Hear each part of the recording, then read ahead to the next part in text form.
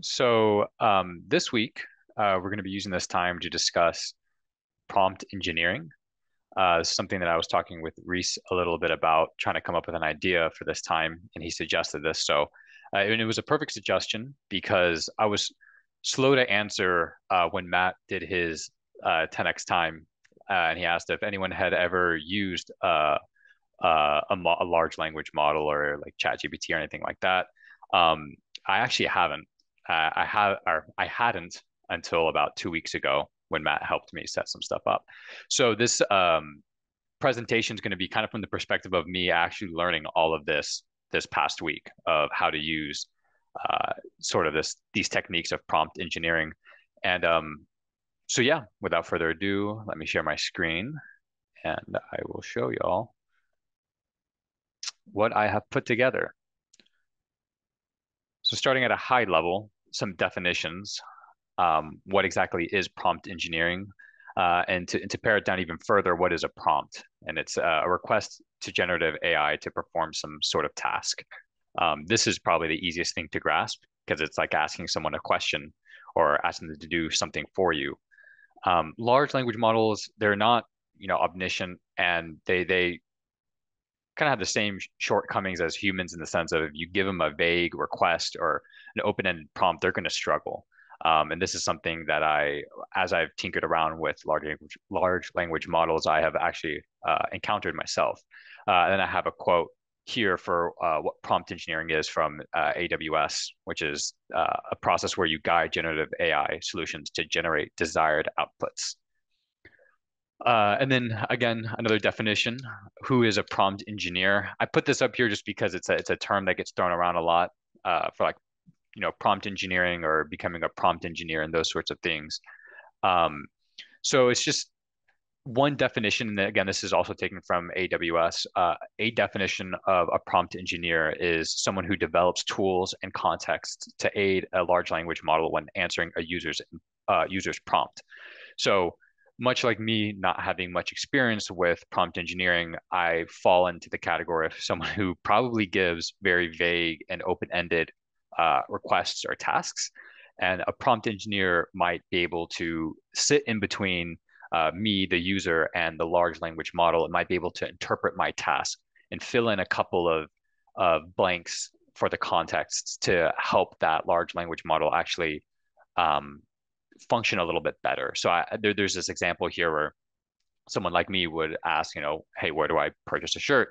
And depending on some sort of metadata or cookies or something that whatever site or whatnot that I'm using has been able to gather on me, they might be able to a prompt engineer might be able to have built a script that will pull this information and kind of make that context a little bit more specific so that the large language model might be able to answer it a little bit more accurately. So that's this example that they give here with filling in the blanks. So now transitioning from the definitions to techniques of prompt engineering, now that we've established, what a prompt is, who a prompt engineer is, we start with the simplest technique. All these techniques that you'll see are taken from this source here, this prompting guide. This is a source that Matt shared the last time he did his 10x talk. And so as background for that, I did some learning with that resource. And so the next couple of slides are pulling these techniques from that source. So we start with the simplest one, which is a zero shot. Zero shot is probably the most straightforward in the sense of you simply ask without any further context prompt to the model, and the model will give you an output. Um, so there's no extra bells or whistles to this prompt. It's just pretty straightforward. And a lot of times you can, depending on how robust that model is, you might get a good result, you might get a bad result. And it also probably depends on what exactly you're asking it.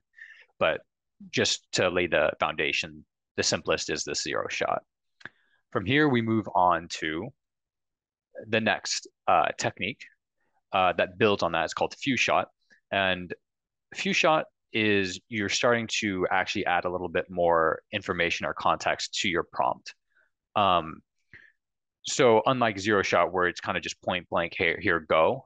This one is you're giving the model something to chew on, something to consider when formulating a response to you. Um, it takes advantage of something called in-context learning. This is something that I learned from this guide, which is a user may provide some example within the prompt to help guide the model to give an answer aligned to their expectations. So you can kind of guide the model to fit an answer to essentially what you're looking for, which, with zero shot, you're not really providing that context. So it's really open-ended and up to the model to decide how they're going to return or how it's going to return that response. Uh, Building off of few shot now, we have chain of thought. So chain of thought is like few shot in the sense of that you're providing some sort of help or demonstration to the model. But specifically with chain of thought prompting, you help the model reason through a task. So you form intermediate reasoning steps, which will then translate to the model adopting those reasoning steps and making their response a little bit more robust to whatever you're asking. So you can see in this example here, uh, there the prompt that's given by the user isn't simply, cut off here like the odd numbers in this group, add up to an even number, and then what that's going to be. So here they actually give a little bit of context, an example first, to help guide that model and reason through its steps. And we'll come back to this. As leading up to this hour, there were a couple of additional resources that other members at InnoLitics provided in the learning channel. And I had a loose grasp of chain of thought, but after we go through the presentation, I want to come back to this just because there was a resource that was posted by I think it was you, John, that I looked into and was able to actually kind of solidify my understanding of chain of thought because it was still a little bit of unclear to me here, where it was hard to differentiate between the few shot and the chain of thought. They kind of bled into one another, and I'm sure in practice they do bleed into one another, but um, it's just a little bit more clear when you look at that other resource. And then we get to self-consistency. So this is probably the most complex one that I've demonstrated here in this aggregate of knowledge presentation.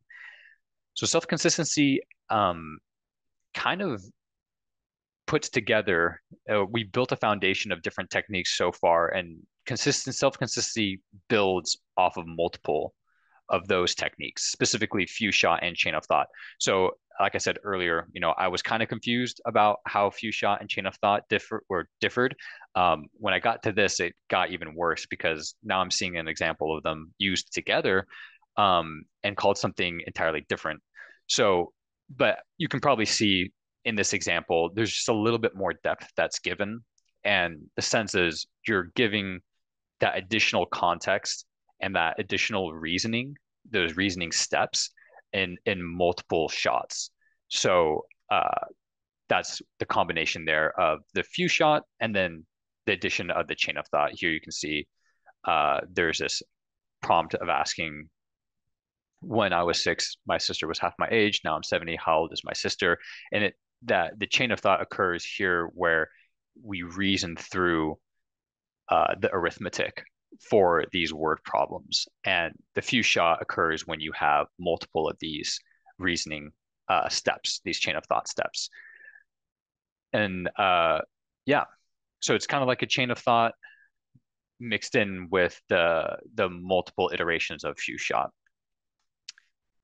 And then moving on from the techniques, so we've laid a foundation for some definitions. We've looked at some techniques. Now we're going to look at best practices. So because if you're like me, having this plethora of information is nice, but then you get decision paralysis whenever you have the terminal open and you want to talk to the large language model. You don't necessarily know. You need a good starting spot. Now that I have a bunch of tools to choose from, which one do I choose? It's just better to just boil it down to some basics. And so here's some best practices that can help guide your prompting. So keeping instructions or requests at the beginning of the prompt. This is something that if you look through all of the examples that I give, it's a a template that is quite frequently used. And then separating instructions and context with some sort of delimiter. Here, they've done it very explicitly with these quotes. Um, but that's not always what I've seen in my search for answers throughout this transfer of knowledge. I haven't really seen it so explicitly like this. And when we open it up to the forum, I would like to understand if people do it so explicitly or whatnot. But usually it's just please answer below, and then usually it does the model that is. Being vague or needlessly verbose is detrimental to the performance of the model.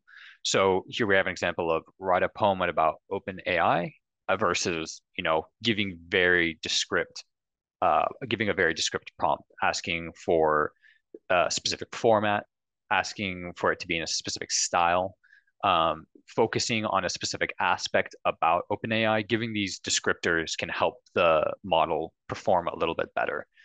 Um, and also being specific and detailed with your expectations for what the output of the model should be. We have this less effective, this is more of the verbose. So the contrast here is you have a very open-ended, and then you have very descriptive, and then the contrast to that is to have something that you think is very descriptive, but is generally just verbose, and not necessarily the most closed. You have and not too much more, versus you have a very descript, defined ranges, those sorts of things, and then moving forward into that is also having giving the large language model a framework to abide by when you are using. I realize I didn't update this image. I'm thinking, yeah, I didn't update this image. But there was a better example here for that. And it's almost something like reading in a CSV file or pulling descriptors out of a paragraph and asking it to format in a specific way. So asking for it to format in almost like a JSON format or a dictionary format, if you're familiar with Python, or a hash map for other languages, is asking, hey, read this paragraph and then please parse out these fields and can you format them in this order? And you can do that in like a dictionary-like manner. And that can also help the large language model, or the model in general, to perform to your expectations. It's again giving it kind of a framework to work in. And then the big thing here is starting with the simplest technique and progressing to more involved techniques as needed. Here you have an example of someone starting with zero shot, and then after that going to few shot. In my experience so far, I found that some of the models that I've interacted with have been very, very good with zero shot. And I think again it boils down to kind of the context that you give, or the sort of question that you're asking. For example, the very first thing I ever asked a large language model was, what's the difference between a user need and a requirement? And it gave me a very good answer. So I just think that we're at the point where some of these are pretty robust. And finally, don't be so negative. Give the model some paths forward instead of just restrictions. Instead of saying, perform this task for me and don't do this, this, or this, it's better to perform this task for me and work within this framework and try and perform these set of actions while providing an answer for me. And yeah, now with all that, I'd like to open the discussion up to the floor. I have a list of questions that I posted in the forum, the Slack channel, that we could discuss. Or if anyone has any questions or comments about the presentation, we can also address those.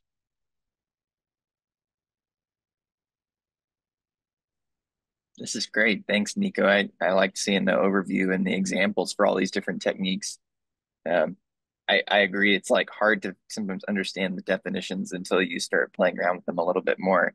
And it's funny, it feels like we're coming up with a vocabulary to describe something that we haven't even really had an opportunity to fully define yet. Mm-hmm. So it's very interesting to see it kind of piece together.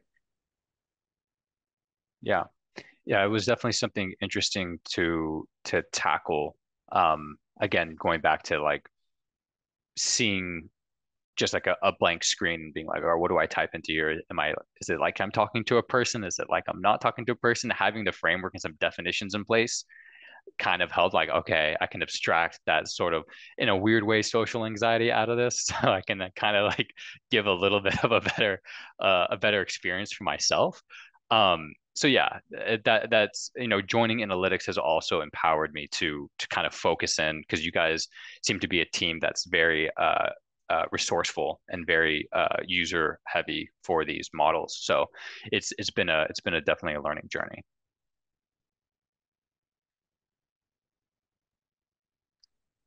Yeah, that's a really useful summary of the prompt engineering. I'm curious if other people were thinking this as Nico was going through the like best practices for prompt engineering. I was like comparing, good prompt engineering to just good software engineering. I feel like there's a lot, like, I think one of I mean, there's like, of course, like the breaking down large things into smaller ones, but I know one of the slides said like, you want to put your instructions at the top, or I forget what it was, maybe those context at the top and then instructions at the bottom. I feel like, some programming languages have best practice around where you put the define the variables up front. Um, I don't know if anyone else was thinking the same thing. And you're like, okay, this looks lots of similarities between good prompt engineering and just good software engineering.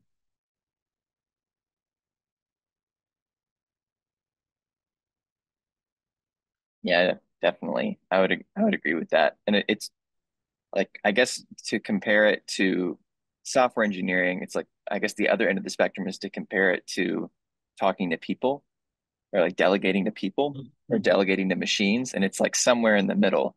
Like you can't be as freeform as you can with people, but you are more generic than you would like in a programming language. And I guess like finding the happy medium between those two seems like the like inherent challenge of the tool.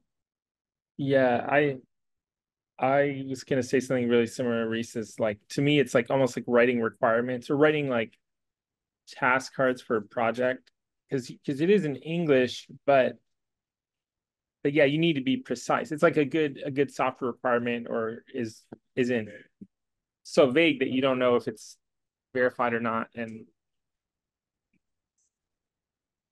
I think this is a little bit of a going on a tangent, but is anyone here using Cursor lately for programming? Um, like, yeah, I was playing with it a little bit over the weekend, and I'd used it a couple times, but it feels. And also listened to the podcast that you, John, posted the Lex Friedman interview with the Cursor team. If anyone watched that, I thought the first third and the last third were good. The middle third, I thought they were kind of saying some silly things that didn't make sense to me, but some of the stuff they were talking about is how like interacting with like we're moving up a level of abstraction. And the way I think about the design history files that we're creating for our projects is like you've got the code at the bottom, and then you can say, well, why is this line of code here? And that kind of, in the ideal case, takes you up to a requirement, maybe a detailed requirement. And then you can ask, well, why do we have that requirement? And you can go up to maybe a system level requirement and then up to a user need. And in a way, you're kind of each time you're asking why and moving up a level of abstraction. And it feels to me like interacting with the LLMs is kind of like moving up a level from the code to a higher level, and using Claude or sorry, like good prompt engineering kind of then turned into like good writing requirements. And I think anyway, some of the stuff they talked about in the Lex Friedman interview is kind of along those lines as well. So that was a bit of a tangent, but I don't know, Ben, but what your thoughts are on that? Like, yeah. Oh yeah, that's pretty interesting. I haven't seen the Lex interview, but yeah, I know that when I was saying software engineering, I guess I meant more like um, I don't know. I feel like this probably applies more if you're trying to create like an agent, but but like the stuff you were demoing last time, you done, I could see someone using, like even like a TDD kind of approach where you're like, okay, here's like here's like a bunch of expected inputs and output pairs, and you just keep like making the prompt better until it passes on all of those things. So I mean, I think like it seems like what you're saying from the Lex interview is like you're using AI to kind of learn more about the code base and the requirements. Like if you're like just entering a really large code base and you see some line of code, you're just trying to figure out why that's even there. I guess it'd be useful to like go up the stack and see what the actual user need it came from was, which I think is also true. But I don't know if that's quite what I was going for, but uh,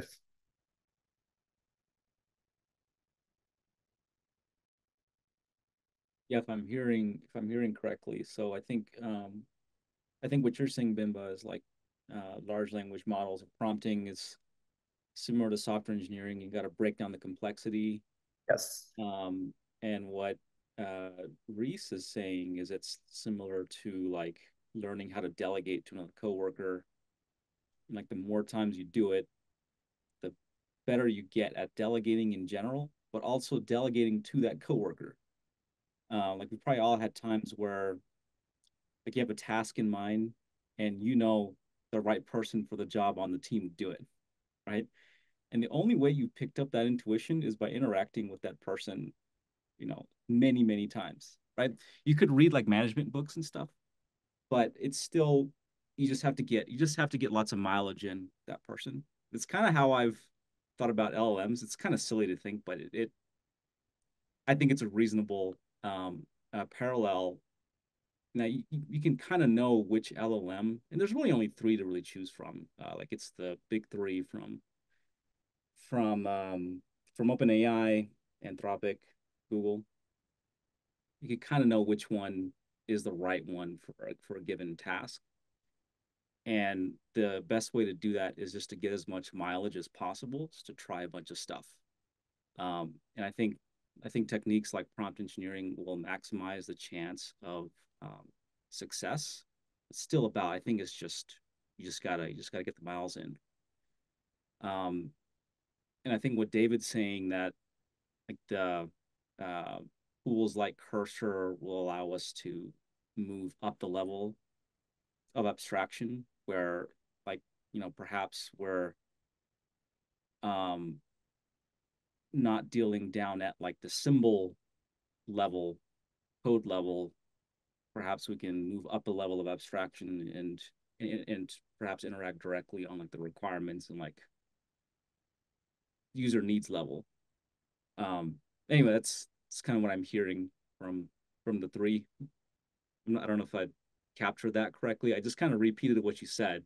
That was helpful. I think, yeah, I think I misunderstood what you were saying, David. I think it's, yeah, it sounds like based on Eugen's summary, what you were getting after was instead of writing code, using Cursor, you might be able to start writing requirements, but just really good requirements, and maybe that'll suffice as. Yeah. Yeah. And then in a way, like writing good requirements is kind of like writing good prompts. Like Yeah. here, I can show you just really quick, just an example here of something I was doing this morning, but I have in the README like the intended use, kind of glossary definitions, user needs and requirements, and then using this just to write the code and having it say like when it writes the code, having it like trace back.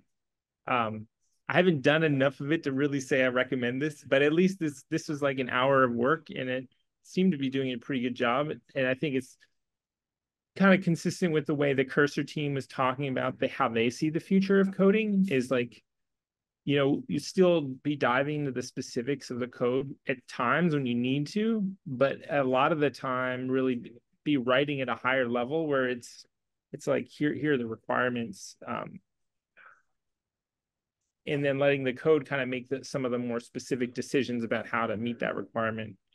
But I think it's kind of similar to writing good prompts because you have to be specific, right? Like a good. Anyway, it was like top of mind because I was working on this morning, so I kind of maybe am forcing it into the discussion, but it just felt similar. That's cool. It's like we're learning how to program a different programming language. It's like how what TypeScript did to JavaScript, right? Like where JavaScript used to be the high level language, um, uh, but now JavaScript is a compilation target for all these other higher level languages. And then now we have yet another language where we speak LLM, speak whatever that is. And that's an even higher level language that then is going to maybe turn TypeScript into a compilation target of that. And then now we're seeing things like O1, which is even higher level, and you can use O1 to write prompts that run on the smaller or that run on the less capable LLMs.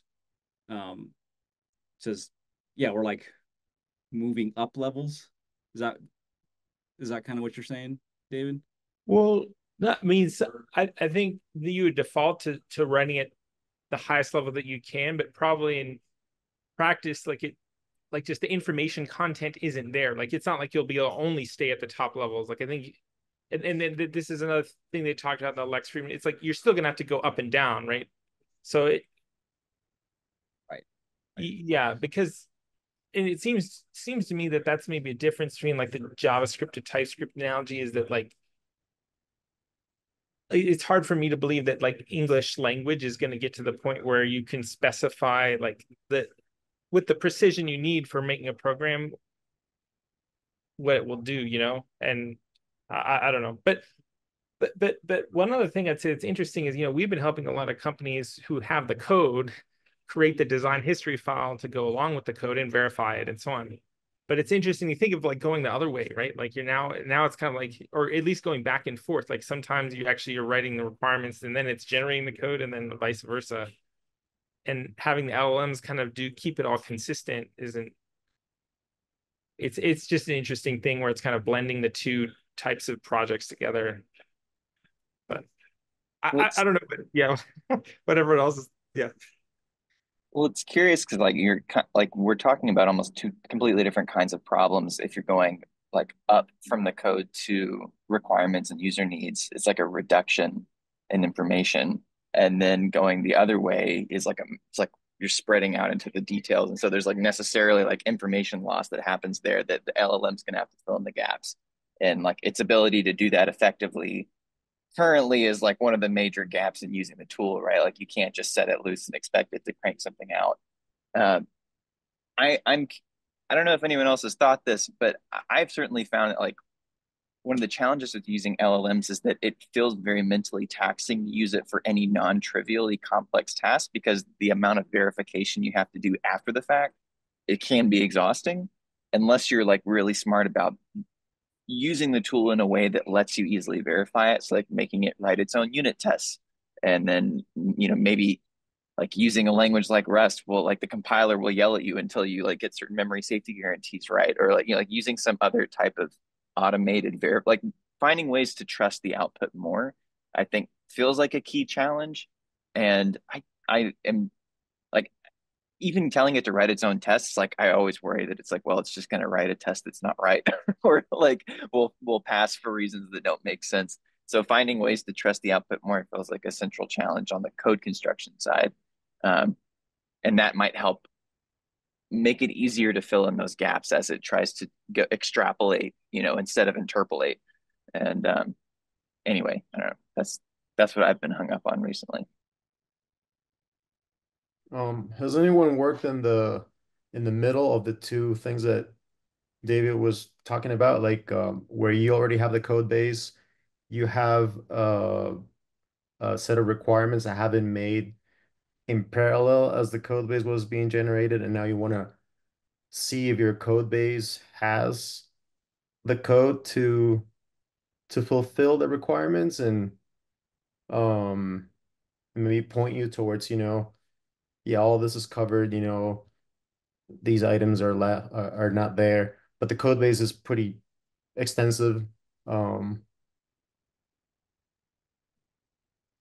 Are you talking Are you about asking? Are you using? asking like, given a set of requirements, can you verify that all the requirements are met using LLMs or using something like Cursor?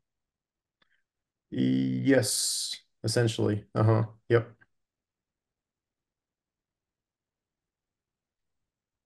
I haven't tried it on a real project, but I have used Cursor to help me understand larger code bases, and it does seem to work pretty well. Like whenever you ask it, point me to the code that does this, like it's gotten to work pretty well to me. And I could imagine you could use it to ask, is this requirement met and where is it implemented? Like I bet that would work fairly well, although I haven't really tried it. Mm-hmm. This is somewhat similar, but I had to use it recently on like one of the requirements that we had for a client was the cloud service providers that we integrate with had to meet like a certain bar, like they had to be scale tested with thousands of users. They had to, have a third party do some auditing. So there was like a long list of kind of compliance and just scalability things that the cloud service provider had to check. And we had a list of cloud service providers, and they'd provided a bunch of documentation. And I did just ask ChatGPT to see if like what in the documentation I could use to support if each of these different requirements are for the CSP or met. And it, like that's not code, but it did a very good job of that. I think that's a really good example of like just taking a bunch of information and finding the piece that you need.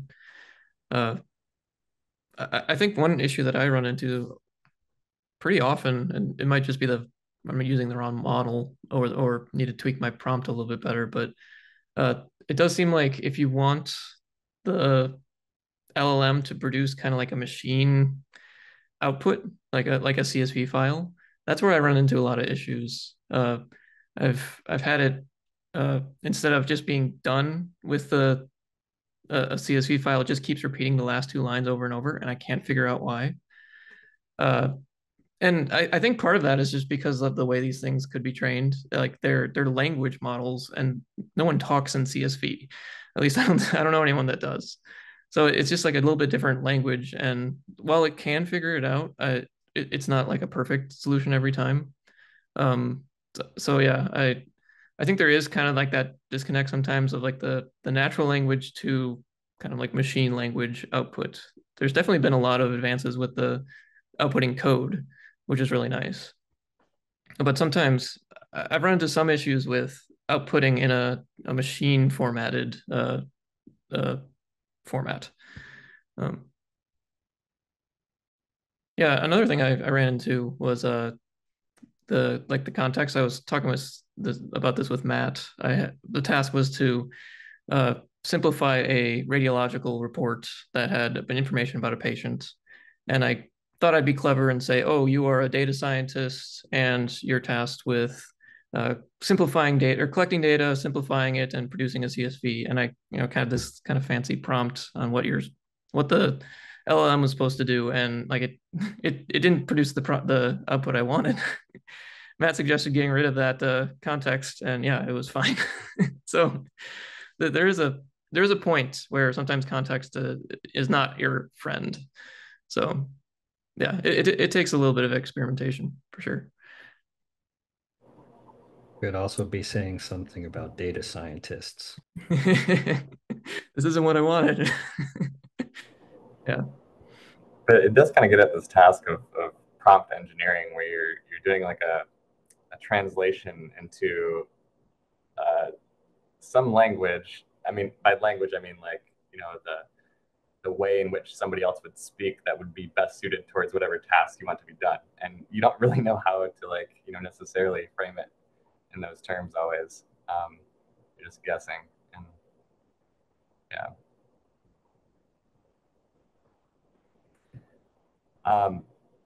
Just a fun fact, while I have the floor, there was a paper that their contribution was adding explain your reasoning or something, just there's that chain of thought prompt engineering technique. So their method was the zero shot chain of thought. And all it is adding, let's reason through the steps. So they just added that to a bunch of prompts and evaluated it on a bunch of benchmarks. 3,000 citations. So I wish I would have done grad school a little bit later in life.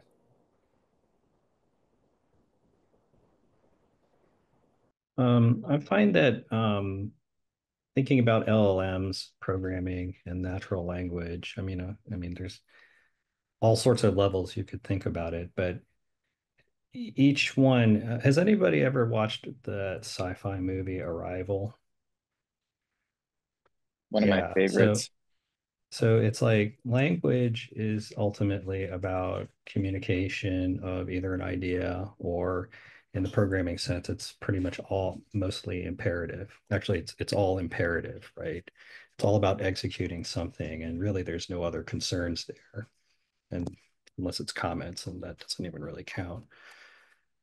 And one thing to remember about LLMs is that they are not execution machines. So we're fundamentally expecting imperative behavior out of a machine that's not an execution machine. And, a lot of the weird behaviors that you guys are talking about and the logical weirdness that can happen, like there have been plenty of times where I ask it to provide me some Python code and it gives me something that at first glance looks pretty reasonable, but then you point out an error and then of course it's going to be like, oh yes, of course you're right, here's the corrected whatever, and then it causes another problem or that there's something contradictory about it, and you point it out and then of course it's like, of course you're right, here's the, and then you get into this really weird loop. And ultimately we've got a machine that isn't an execution. It isn't exactly imperative either.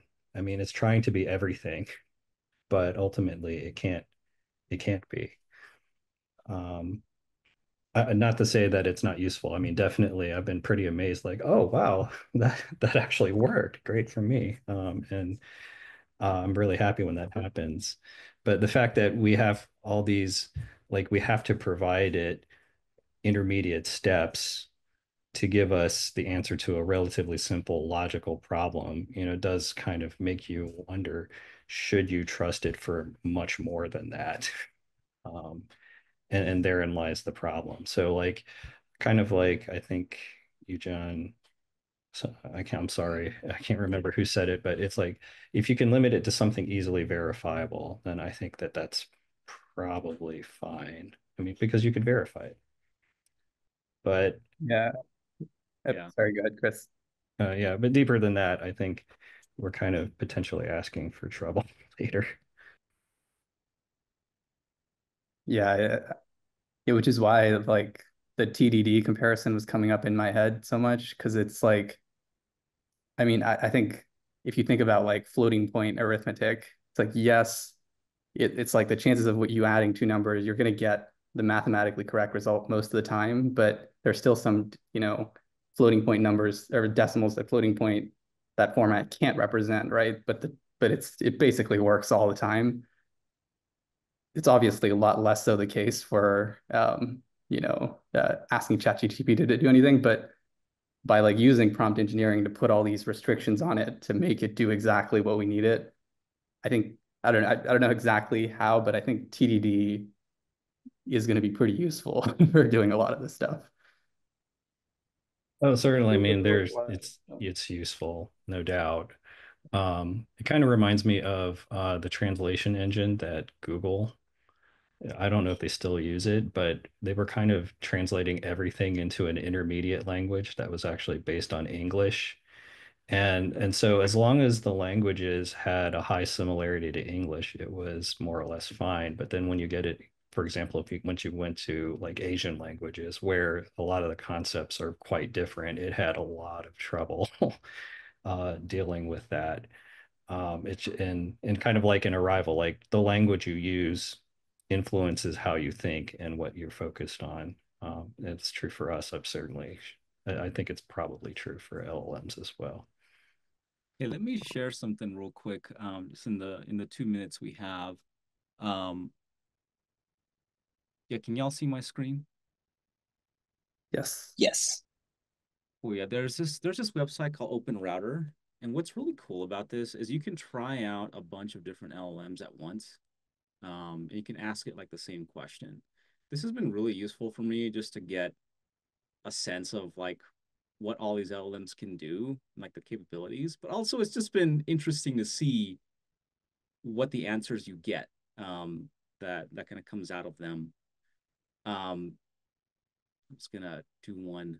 So there's a question that everyone asks: how many R's are in the word strawberry? And so you can ask all these LLMs this one question, and they've historically struggled at this question. And I would say like if you're gonna dive into how LLMs work, if you want to dive into that to get a better understanding of how to practically use them and learn what their limitations are, I think tokenization is what you should focus on. A lot of these LLM optical illusions, like these optical illusions help us understand how the human visual cortex works by finding edge cases like this, like, why is it that this looks like it's moving or whatever, but that tells us something about how the human visual cortex is processing it. Tokenization is that. Like, I think this gives some intuition about why LLMs are bad at math, why they can't spell strawberry. This one thinks there's 2 R's. A lot of them think there are 2 R's, actually. But if you ask it to double check, it'll get it right the second time. Tokenization, I think, is the fundamental reason why these tasks that we think should be relatively easy cognitively are difficult for it. Perhaps it's a conversation for another topic, but this is also a useful tool to, if you want to play around with all the different LLMs too, you can use this. You can get a sense for like what prompt engineering strategies work well with different LLMs. I don't think it's really necessary. Like, I think it's better to probably just pick a good one and just like get used to it and just kind of start incorporating it into your workflow. And if you'd like to optimize it a little bit further, then you can use a tool like this to go. But I think like the important thing is to just start getting more mileage out of it. And if you look at the generative AI policy that I posted, we have team licenses of all these things, and these team licenses also ensure that the data is not being used to train any of their models. So if anyone wants to try it out, wants to incorporate it more, definitely read that and ping the appropriate person to get access to this stuff. That's all I had. We're at time. Great conversation, Nico. And yeah. So y'all have a great rest of your day. And Chris, nice to have you in the team. Welcome. Thanks. Glad to be here. Thanks everyone. Yeah. Great Thanks, topic. y'all.